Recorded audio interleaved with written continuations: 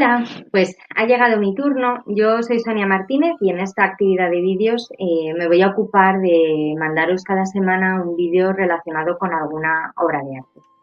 Y esta semana quería recordarnos que esta no es la primera vez en la historia que vivimos una pandemia. Esperemos que pase mucho tiempo hasta la siguiente y que valga esto también para darnos ánimos. Por eso hoy el protagonista va a ser Nastaggio degli Onesti. Su historia es uno de los 100 cuentos que compone el Decamerón. Además, lo interesante de este cuento es que fue inmortalizado por Botticelli en esta pintura y en otras dos que se conservan en el Museo del Prado, y es además una de las pocas obras que se pueden ver del artista aquí en España. Este señor que tenéis aquí es Giovanni Boccaccio, y lo que hizo precisamente cuando escribió el Decamerón fue retratar una sociedad que estaba en cuarentena por la peste negra, que asoló Europa entre 1348 y 1353, cosa que también llamó mucho la atención de pintores posteriores, como vemos en esta obra prerrafaelita de Waterhouse, que nos describe precisamente esta situación que nos cuenta Boccaccio en el Decamerón. El libro se llama así, Decamerón, porque se compone de 100 cuentos que van a ser leídos en 10 días, que es lo que significa Decamerón. Y comienza poniéndonos en una situación, aquí como lo vemos aquí retratado por Waterhouse. Un grupo de 10 personas deciden aislarse de la peste en una villa a las afueras de Florencia. Y para entretenerse, pues cada día, cada uno o cada una, pues será coronado rey o reina. Y de esa manera, pues podía contar, para entretener a los demás, el cuento que desease. Y uno de esos cuentos es precisamente la historia de Nastaggio degli Onesti. Como podéis ver aquí, en este montaje, donde ya vemos las tres tablas unidas, pues se puede apreciar que son en realidad 3 espaliere. Luego veremos para qué podían servir. Nos faltaría la cuarta, que no está en el Museo del Prado, sino que está en el Palazzo Pitti de Florencia. Y vamos allá con nuestro protagonista, que es Nastaggio degli Onesti, como le veis aquí, que es un joven de la ciudad de Rávena, y que está profundamente enamorado de la hija de Paolo Traversaro.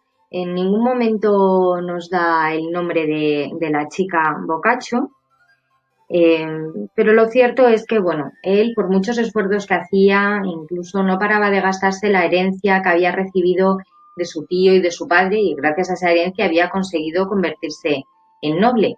Pero por mucho que él hiciera, pues ella no le hacía caso y no paraba de rechazarle.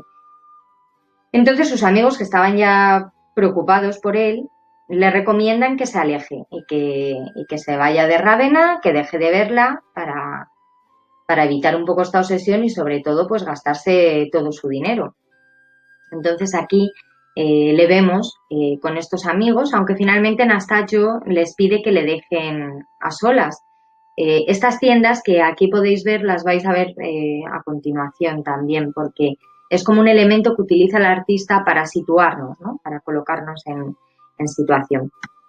Él siguió en sus tiendas, siguió con sus banquetes, siguió derrochando el dinero, hasta que un día, nos dice Boccaccio que el primer viernes de mayo, decide pasear por el bosque pensando pues en su amada, en lo mucho que le hace sufrir, cuando de repente se ve a sí mismo fuera de sí y escuchó los gritos de una mujer y de un hombre a caballo que la estaba persiguiendo.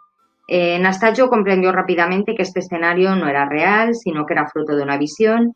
Intentó defenderla como buenamente podía, incluso aquí veis que agarra un palo para tratar de detenerle. Sin embargo, pues rápidamente el caballero se apresuró a contarle su historia.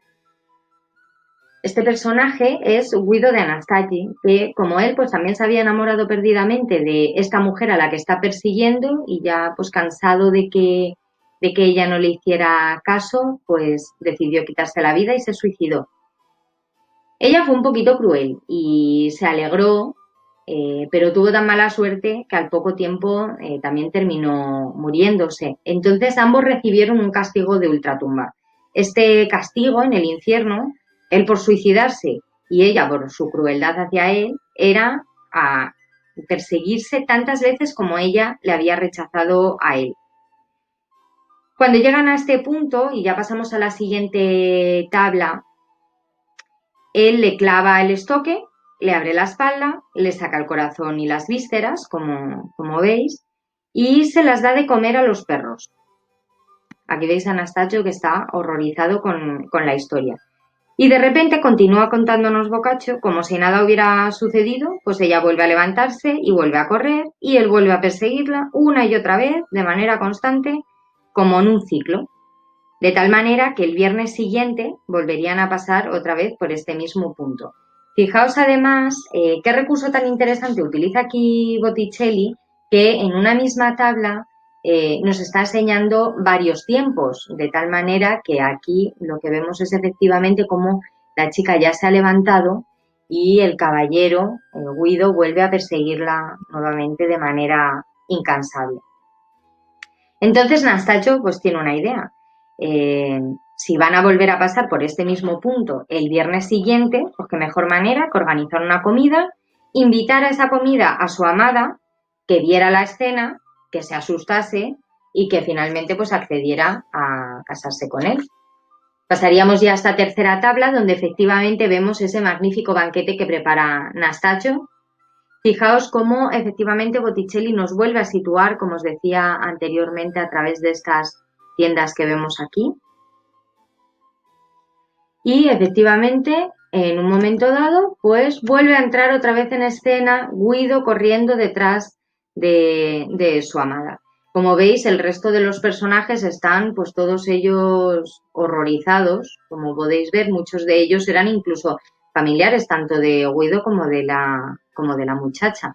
Entonces, bueno, rápidamente tanto Guido como Anastasio se apresuraron a contar lo sucedido a los que estaban allí presentes.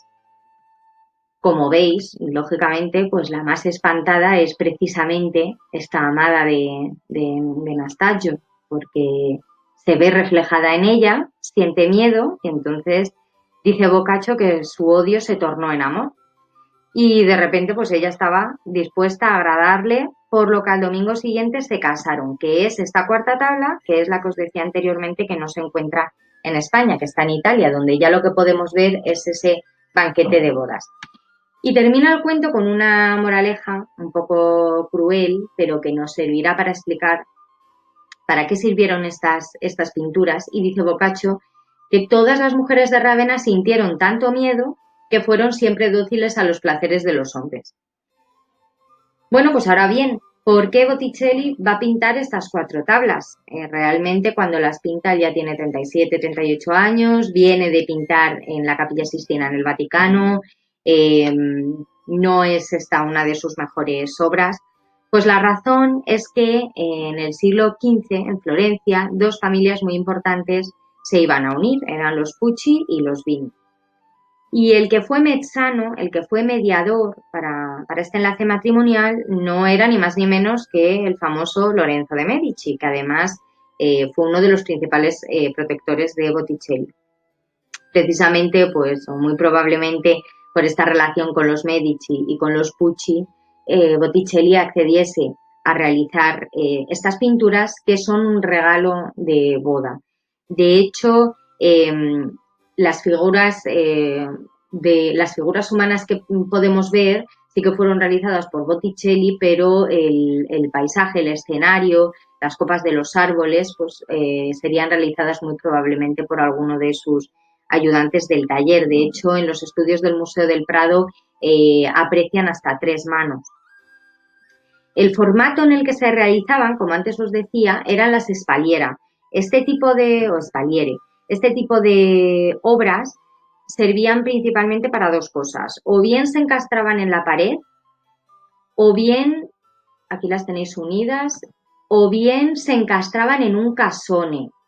Aquí tenéis, os pongo este ejemplo de uno que se conserva bastante bien, que está en el Museo Arqueológico Nacional. Ambos, sirvieran para la pared o sirvieran para un casone, el formato es un regalo típico de bodas que hacía normalmente el padre del novio a la novia. De ahí que antes os hiciera hincapié en esa moraleja, ¿no? Entonces, independientemente de para lo que sirviera, o bien para decorar la cámara matrimonial, o bien como un arca, el casone realmente es un arca para que la novia guardase el ajuar, pues no deja de ser un regalo de bodas, y es interesante cómo un siglo y pico después Botticelli recupera esta historia del Decamerón de Boccaccio para hacer un regalo de tipo nupcial.